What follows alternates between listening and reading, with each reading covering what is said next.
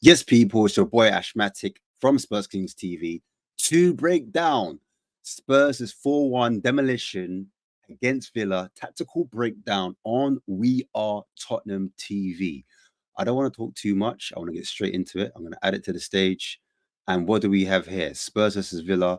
I won't talk too much about the tactical bar. It was a game of two halves. And as you can see, Spurs set up in a 4-2-3-1, but the average positions tell me that we played in a 2-4-4 type of shape. Um, Also, Aston Villa played in a 4-4-1-1, in my opinion. And later on, they played in a 4-4-2 kind of shape, or a 4-2-4, should I say. Here's some of our setup as well, some of the lineups. Won't go through that. You can see the passing metrics between Papameta Sarr and Bentancur in the midfield, playing a double pivot almost at times. But they kind of veered off Sarr with a Doggy and Son.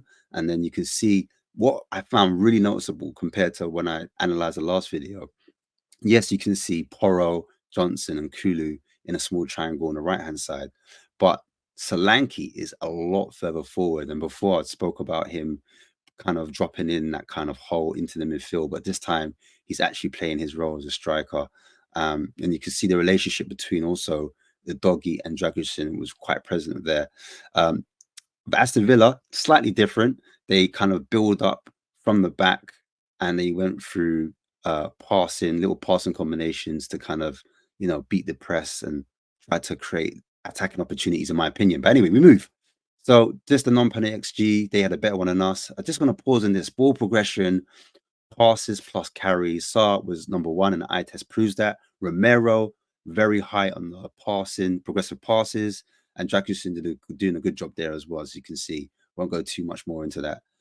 There's the stats. You can read them for yourself. I won't go into it. I want to get into the actual game itself. And you can see Spurs pressing with intent, defending high up. People ask, why are we doing the high line? Why is it we drop so high up the pitch? The reason why is we're defending in their half, which was made famous by obviously Klopp with the Gurgen press, but Pochettino obviously favored high pressing. And the reason why is that we're trying to turn that ball over and give ourselves an attacking opportunity nearer to the goal mouth, trying to create higher chances for ourselves. But as you can see here, the goalkeeper in Martinez is playing it out from the back. He's looking for his centre back on the left back, which is Torres. Torres looking for Digne, but you can see 5 players involved in the press. I've squared it off. So you can see the 5 players in Papamata Sarr, Kulusevski, not too far from him, Porro joining in. You can see Johnson attacking and Solanke there as a 5. And outside of that square is Son looking on. The next phase of play, you see the ball go into the fullback in Digne. That's when the press really starts to happen with Johnson and Porro. And I've circled them out here as well. Kulu's the next one to press into the centre back. And then, into the midfielder in Tillemans. And then you can see Papamata Sarr looking at or going to press and Nana, with Bentancur also going to press Ramsey up there on the left. But we force an error. It goes off for a throw, for their throw, to be fair. But as it comes out to them, again, we press, and now Son's involved in the press. He's high up the pitch. He's trying to win the ball back. He does the pressure. And what happens, Bentancur gets involved, wins that ball back, and then he plays the ball into Sarr. Sarr takes that ball, carries it into danger. Here's the next phase of play I want to speak about. And you can see how they've actually broken our press this time. And they're actually playing up the pitch, because that's what happened. It was a mixed bag with this half. And you can see when they got on the ball, Tillemans passing it into Morgan Rogers in space, in between the lines. And then you can see Kulusevski trying to put pressure on them, but there's a pass on to John McGinn, gets out to John McGinn. But luckily for us, Doggy and Sarr were on job, and he managed to block the shot on this occasion. You could just quickly freeze this frame here where I show Aston Villa actually pressing it in a 4-4-2 shape. And that's what they tried to do a mid-block at times when they were out of possession, when they were trying to win that ball in the midfield. They would often allow our defenders to have the ball, and they would try to create traps to win the ball back up. And often we did see a low block at times when it was more a 5-4-1 or a 6 kind of 3-2. Sometimes it was like that type of, or 6-3-1, type of formation in a low block. But here's another incident. I've seen the Doggy doing a pressure on John McGinn. John McGinn trying to carry the ball, and the Doggy wins that ball high up in our defensive third, and it creates a counter attack where Sarr gets on the ball, opens his body up, looks for Kulusevski first time, gets the ball. I'm asking the question: is Kulu gets the ball? Can he get into that zone of the pitch? Can he travel into that zone of the pitch? The reason why it's a nice 3-on-3 in this opportunity. Can he cut across Tielemans? Tielemans is on the left-hand side of him. If he gets into that area, you can see Dom Solanke on the left running at number 4, which is Konza, and then you can see Johnson. He can run at Dingy on the left-hand side. So he doesn't do that, which is it's not a thing, but he actually looks for Johnson, carries that ball further forward. I've mentioned the doggy and Solanke running into that space. So there's 2 men over on this side and 2 men of Villa's plays on that side. The ball goes over into Johnson. So he's got 2 men to run at. Ball's over hit quite a bit, but Johnson has his pace, gets his afterburners on, manages to cut it back, but the defender knocks it off for a corner. Here we are with Bentancur. We were limited to shots from outside the box, unfortunately, but this shot, Bentancur came quite close, hit the roof of the net on this particular occasion. And fans have been asking for more shots outside the box when nothing else is on. The doggy inverted into midfield. I know people don't like that, but this is one of our patterns of play that we do quite frequently. And I think Una Emery was wise to this and had it marshaled quite well. You see Udogie finding Son in his pocket of space out wide with Udogie following that run. You can see Son on the corner of the picture as well, trying to create a small little triangle. It's a little pass into that byline, but Anana is wise and ready for it, and it comes off, and Anana ends up blocking that particular cutback, which and the doggy will cut back for Solanke or Johnson or whoever's running into that position, maybe a Kulusevski. So this in this incident, I'm saying Romero finds a defense splitting ball into Johnson. So I spoke about earlier the progressive stats of Romero in terms of his passing. A lot of people are asking, what is Romero doing? Maybe it wasn't his best performance defensively, but on the ball, I think here's where Romero comes alive and he gets his head up and he can see the pitch, sees Johnson in space, finds that ball, comes in once again. But again, Villa do well to marshal that, and they end up stopping it by Martinez coming out for that cutback, where Solanke would have had a tap in if he wasn't wise to it. And Martinez is a top keeper, to be fair. Here's another phase as well where Villa have the ball in the attacking third, our defensive third, crosses the ball into the box. And this is the lead up, I believe, to one of the goals, because this is when Anana out jumps Kulusevski. He's out muscled him. He's got a good jump on him, and he actually gets a header onto the post. And Vicario gets a hand to it and pushes it out of the goal on this particular incident. So what happens after this? It goes out for a corner, and this is the big talking point. This is the bit where everyone is talking about: is it Vicario's fault? Is it are we poor at set pieces? Which the commentator alluded to, saying how Spurs from last season was poor, but we know that narrative is false for this season. It's only the second corner we did concede. Ball comes in, whips in. You can see goes off. Vicario who saves it, but I wanted to circle Rodgers, because basically what happened before this, Johnson's actually pushing away one of the players, and he goes towards the near post. You can't see it now. Bentancur's in between Vicario, Rodgers, and he's in between Udogie as well. So you've got Vicario in the middle, Bentancur and Udogie, 2 of them. They're zonal marking, right? What happens is Vicario pushes Morgan Rodgers off of him. He actually pushes it off of him. And when he does that, Rodgers picks up a pocket of space in between the keeper. So he's no longer on the keeper. He's just found him space. He's found himself in a little bit of space. And when it does flick off Porro, it flicks off Porro, and then he makes that save. But because the doggy and Bentancur are zonal marking, a doggie's late to react to the actual situation. Morgan Rodgers acts first, and he's the one that ends up flicking his boot out. You can see Doggy trying to flick his foot out. It's too late. So here's that ball again. Porro is flicked off his shoulder or his head. Johnson's got his head down. Really, if Johnson should have his head up to maybe stop that as well. But Bentancur's looking at the ball, sees it late, slacks his leg out of it. You can see the save happens. Vicario and you can see the doggy by himself should be doing a bit better, reacting to it, being alert, smelling the danger, knowing where it's going to end up, and maybe stopping that shot from Rodgers. And then Rodgers does his celebration. His Villa on the transition again in a defensive third, trying to break quickly after that goal as well, trying to punish us. And what happens here? We've got 1, 2, 3, 4 Spurs players just swarming Aston Villa at the moment, swarming Tielemans, trying to stop McGinn from progressing up the pitch. And as a result of it, we see the pressure happens. He evades 1 or 2 of the presses, but then Bentancur reads that play and eventually wins that ball and sweeps it up and does what as number 6 is meant to do. And he picks up that ball in offensive, in the middle third, actually, in the halfway line, as you can see, and he passes it into Son. Son gets the ball, picks the ball up, starts carrying it, dribbling it, and at the end of it, it goes off for a corner as Son arrives into their box. Here's another piece as well. Morgan Rogers on the ball again, finds Ollie Watkins in space, gets that ball into Watkins. But with Watkins, what Romero does well, because you can see Romero and Dragusin, they're defending very close together. The doggies on the far right, so almost like a back three. Bentancur's trying to stop that ball from going in.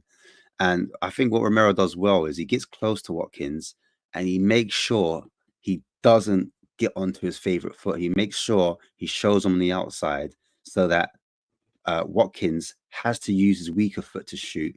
With his weaker foot, he hits it wide, he scuffs it, doesn't get hold of the ball. And I think Romero does well in that instance. Here's Sarr again, constantly winning that ball high up. It was between him and Bentancur in that first half. He wins it in an attacking third and he beats Onana. At times, Onana was doing well, was able to get on a half turn and progress up the pitch. But this time, Sarr actually won the battle, gets that ball, breaks it into Kulusevski. Kulusevski on the half turn, 2v2, Dom Solanke in on goal. You're thinking, what can happen next? So the ball goes into Dom Solanke. He gets that touch. Kulu is behind the centre backs there. Their defender can't actually see what Kulu's actually doing. So in this incident, I'm asking, I've circled out Kulu. Could Kulu make a run in behind? And then could Solanke used that ball with the outside of his boot to find him? Unfortunately, Kulu stops that run. He stays out wide, and that's what makes another defender come across, and it closes off the angle. They end up blocking that shot. However, I'm not mad at Solanke for doing what he did. Obviously, Kulu didn't make the run, and I want my striker to shoot on sight, and that's what he did. On the next slide, moving on, you can see again Spurs playing it from left to right, and we're literally trying to be patient in our build up. Now, this is coming into the second half, as you can see. So, what I noticed slightly different, where there were patterns of play that we did before with a doggy underlapping. This time, a doggy overlaps, he attacks a space, and in those areas, we are quick to transition. You can see a doggy making that run from deeper. Son's facing his man up on Cash. A doggy, again, because he overlaps, he takes 2 players' attention, which allows Son some space. And with that space, that little half yard, he's able to whip that ball in. As he whips that ball in, you can see also, even if I bring it back a little bit, see if I can bring it back just a touch. Just there, I don't know if you can see where my arrow is, my cursor is, but Johnson's actually got on the blind side of Digne. Digne is number 12. He can't actually see where Johnson is. And Solanke is making a run, pinning his centre back. And he's going from one way and he goes the other way just to occupy both centre backs. They don't realize they're trying to focus on them. And then also, Digne is actually looking at Porro. It's not really his responsibility, but Porro's trying to enter that side of the box. So for that split second, that's the distraction that was needed.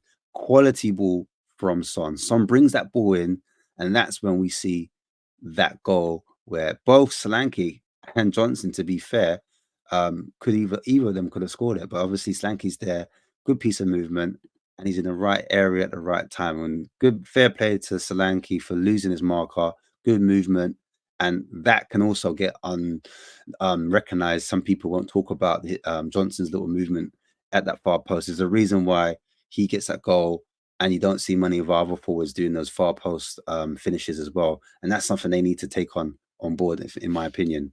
Um, and there he is celebrating with his teammates. So the next phase here, I've got Aston Villa now. It's 1-1. They're trying to edge their way back into the game, and they're on the attacking phase. They're on a transition. However, a doggy is there in the back three again, and he's able to read the play, wins that ball in the midfield, gets it off one of their players, and then he passes it to Son. As he gives it to Son straight away, he knows to get on his bike. They probably spoke about this in halftime. Can you break quicker? Can you transition faster? Can we get down the sides?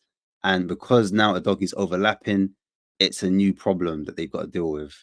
Um, get the ball goes down the line actually from Son. He plays it in early as well. He doesn't hold on to it for too long. Finds a doggy. The doggy's got two players to aim at, and I've got Solanke's hands up. Not Solanke, sorry. Johnson's hands are up. Solanke is attacking the near post, trying to get into the 6-yard box.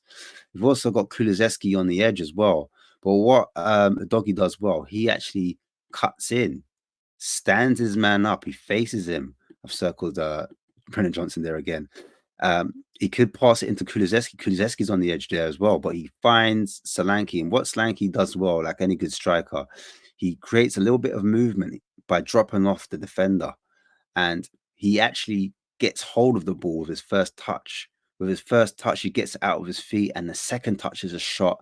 We're used to seeing players and top strikers doing it. Two movements, bam, bam, and he starts to get his shot off. And that, to be fair, that save is quite good because the keeper's unsighted. Martinez can't see actually what's going in.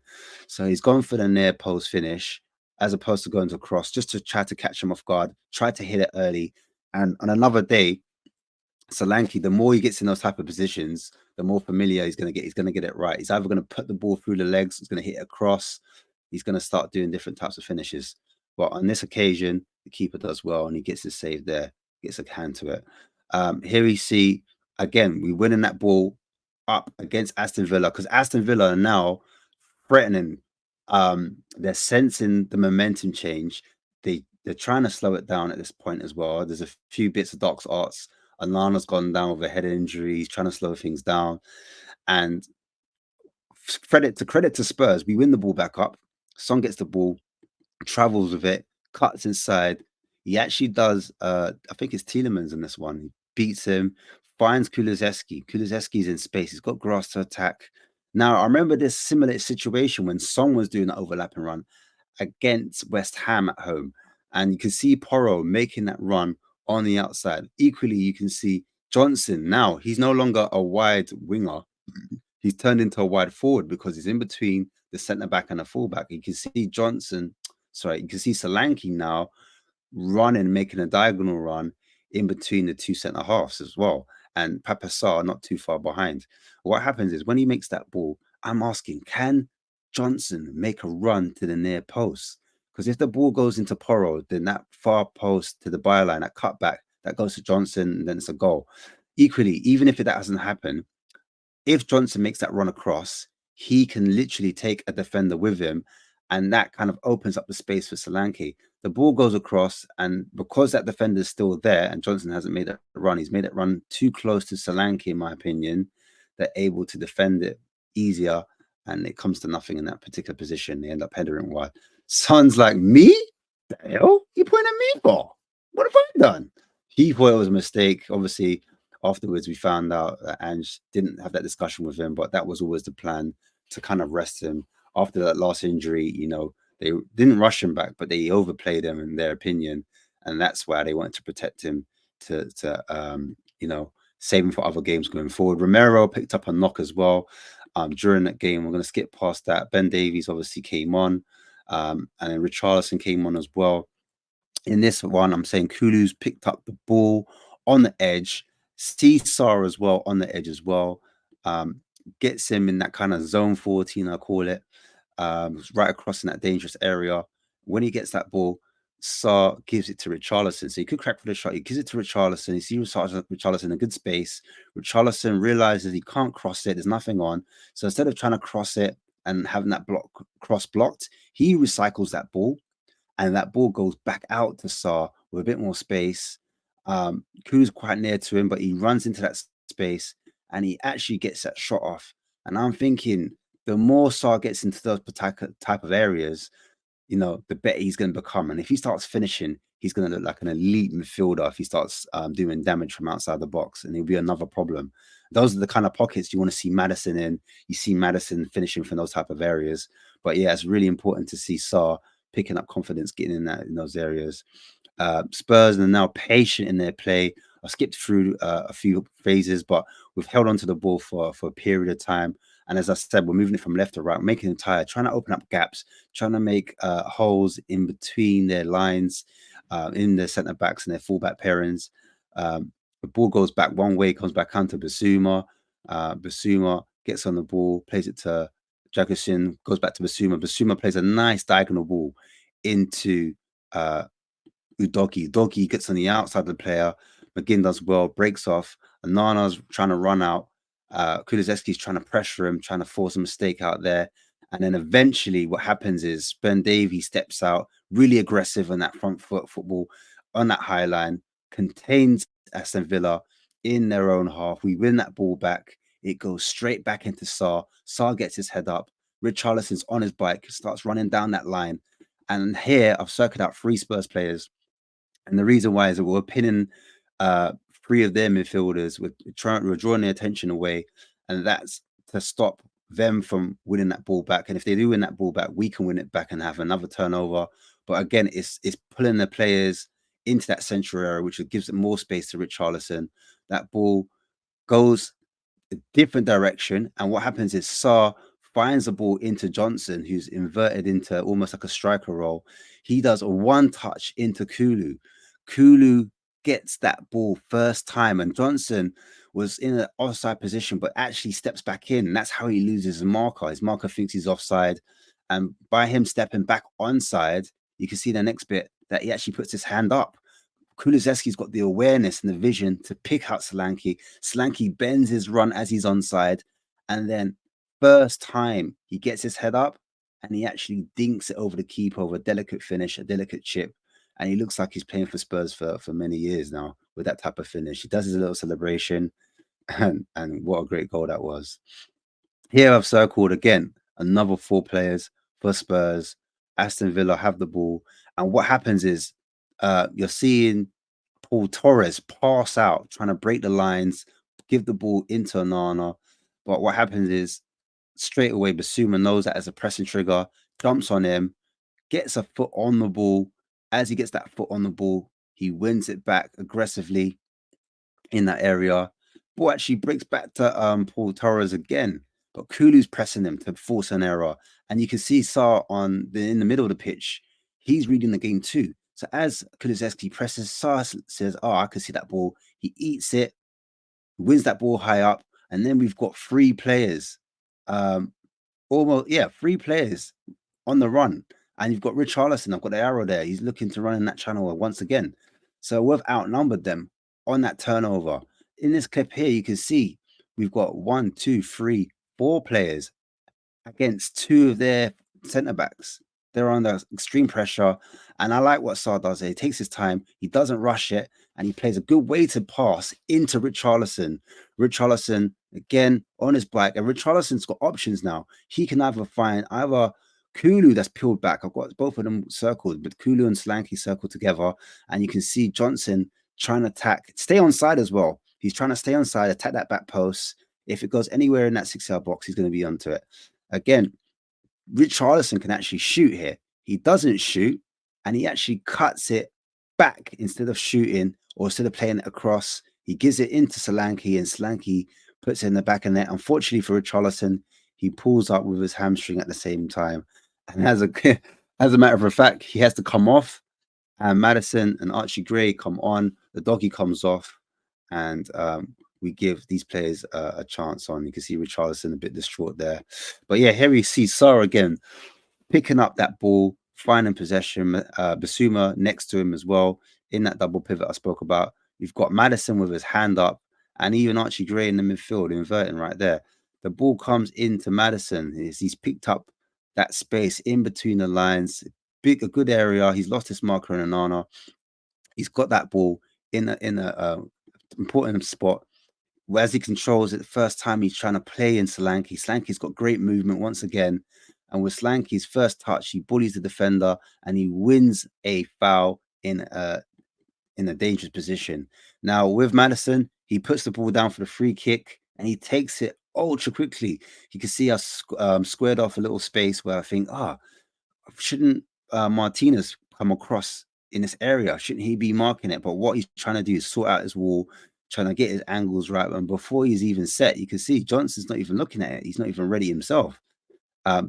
Maddison takes it ultra early, but he gets great technique, good lift on it, and it ends in the back of the net, top bins. What can you say? You can see Martinez was rooted to the bottom of his to his goal line, and that was it pretty much. So yeah, I was gonna bring up also some of the tactical things I thought went well. So as I've mentioned on the video, you saw in the first half a doggy inverting in this midfield area, and Son would pick up the ball in this area and the doggy would make that run in. And in the second half, it swapped over where you saw they were quite close to each other, but you saw the doggy run on the outside, and that was a lot more effective. So that was a good little tweak. But I've noticed Porro still inverting in here, and Johnson playing almost as a second striker, a Ramsdieter arriving late in the box, a space invader as they call him, and he's acting like a secondary striker, coming in, arriving late in the box. That's one thing I did notice. Also, I did see the relationship between not just Star and Bentancur, but also Romero and Dragushin. But what I want to mention quickly was the pressing, because everyone talks about Spurs playing way too open, being defensive. And I thought Spurs did well in defending high up in this case. And what we often saw was Bentancur on Tielemans, Solanke pressing from out to in, allowing that ball sometimes to go to one of their centre backs before pressing, but he covered both of those angles quite well. If it was on this side, you'd see Solanke curve and bend his run, cover shadow Torres, and sometimes Tielemans, so that ball wasn't available to go into either of them. And what would happen is he would force that ball long into a Watkins, so that ball would have to come out super long into Ollie Watkins. But what happened instead when that happened was Romero would step on him and he would be quite physical and win those duels. And that's why you didn't see a lot of balls go long into Watkins. And Dragushin also, in the shadow cover of Rodgers, he would be physical as well at times. And he would jump on Watkins as well. And when he needed to, he would press onto Rodgers. As I said, there was a 4-4-2 shape, but you saw Aston Villa jumping. At times it was 4-4-2, so sometimes it'd be a bit more narrow like that. And that was the 4. But with us, we were predominantly trying to press. And I said a 2 at the back with a 4 and a 4, with Son sometimes coming in, Kulusevski also adding to the press as well. And that's what some of the things I noticed well. But yeah, the main things was Bentancur was on Ramsey. In fact, I'd say Bentancur was on Ramsey, Kulusevski was on Tielemans, and Sarr was on Onana. So those were the things where we kept them pinned in, so we stopped them from progressing through that midfield. So those were the matchups I noticed in the midfield where they couldn't progress the ball easily where they wanted to. Martinez wanted to play it into Nana, he wanted to play it into Tielemans, he wanted to play it into Ramsey, but each time our players would swarm around, and sometimes if it did go into one angle, we would definitely just swarm them. So if the ball went out, for example, out wide here, what you'd see is Porro come across and Johnson come across there, Bentancur be aggressive, Solanke join the press here, and it would have 4 or 5 players boxing them in, trying to stop that press from happening. And yeah, it was successful. I was quite happy with the way they defended high up, and we're trying to stop the transitions a little bit different. But yeah, guys, I hope you've enjoyed that. That was my little breakdown, and you can catch me on Spurs Kings TV every Tuesday. Peace and love, guys. Take care, man, and I'll see you